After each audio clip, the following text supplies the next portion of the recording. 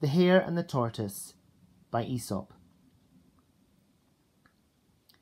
Up in the mountains of a bright and sunny country lived a big brown hare, who made his home among the wildflowers, just as in colder lands he would make it among the rough grasses of the moors.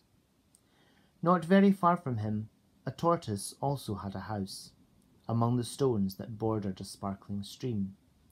The tortoise was a strange fellow, and sat all day under his own big shell, which was shaped rather like a basin upside down. Now and then he would poke out from under the shelter of the shell a small, flat head and 4 small flat feet, and take a slow walk into the water and out again.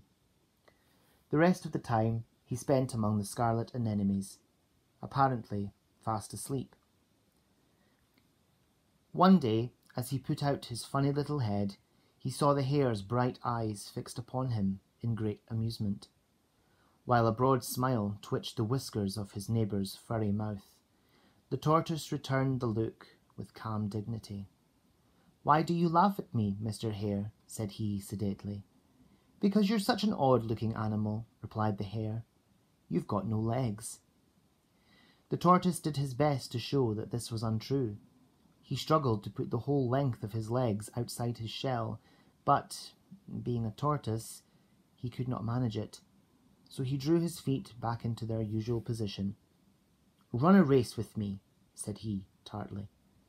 "You will soon see whether I have any legs or not." "A race? With you?" The hare burst out laughing. "Oh, certainly, you funny Mr. Tortoise. Where shall we race to?" "To wherever you like," snapped the tortoise. "Mr. Fox is sitting over there by the rabbit burrow. He can choose the goal and make out the course." The hare agreed to this, but he took good care to find a safe, high rock from which to talk to Mr. Fox, who came trotting up in answer to a call from the tortoise. "Good Mr. Fox," said the tortoise, "Mr. Hare and I are going to run a race."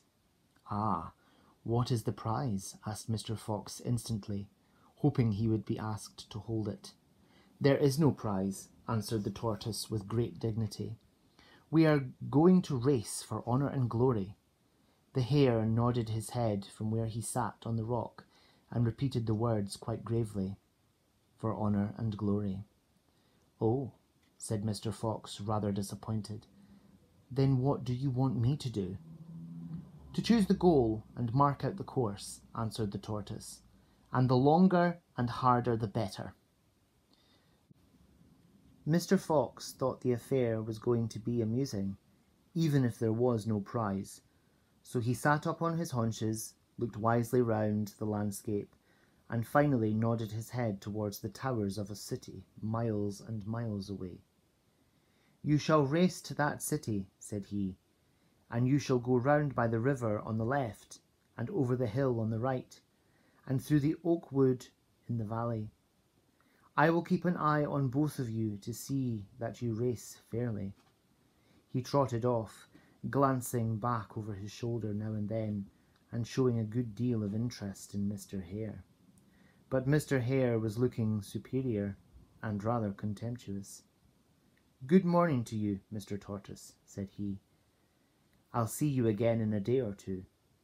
Off he leapt, slipped quickly and cautiously past Mr. Fox, and bounded gaily in the direction of the city. Mr. Tortoise just waited to say goodbye to his wife and family, and then he set off in the same direction.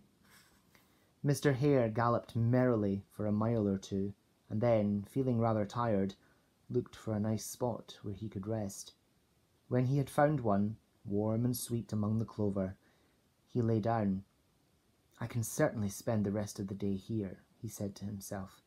"In the cool of the evening I will set out again for the city. I shall overtake Mr. Tortoise in a very few minutes." So he settled himself with his nose on his forefeet, and almost immediately fell asleep. But Mr. Tortoise under his shell was more wide awake than he had ever been in his life. Slowly and surely, he made his way down to the river on the left and swam through it very easily indeed. Then up the hill on the right he clambered, his funny little feet moving steadily under his shell. Through the oak wood he crept, making a little slow, dark moving patch under the shadows of the trees, and as evening came on, he saw the spires of the city right in front. Mr. Hare, meanwhile, had slept soundly among the clover the whole day long. All at once he woke with a start. The sun had set, and a moon like a crystal ball was hanging right over his head in the sky. "Bless my soul, I've overslept myself," exclaimed Mr. Hare, leaping to his feet, and off he rushed like the wind. Down to the river he hurried, and swam straight to the other side. And if you tell me that hares don't swim rivers, I can only answer that they do.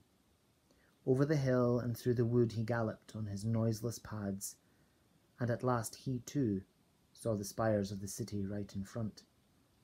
Then he bounded to the gates, but what do you think was the first thing that met his gaze? Why, the sleeping form of Mr. Tortoise, who, with Mr. Fox by his side, was taking a comfortable and well-earned rest. "Aha!" cried Mr. Fox, as Mr. Hare sat down in the moonlight and shook his long ears angrily. "You are a quick runner, Mr. Hare, as nobody knows better than myself. But if quick runners want to win a race with slow runners, they mustn't lie down and go to sleep on the way."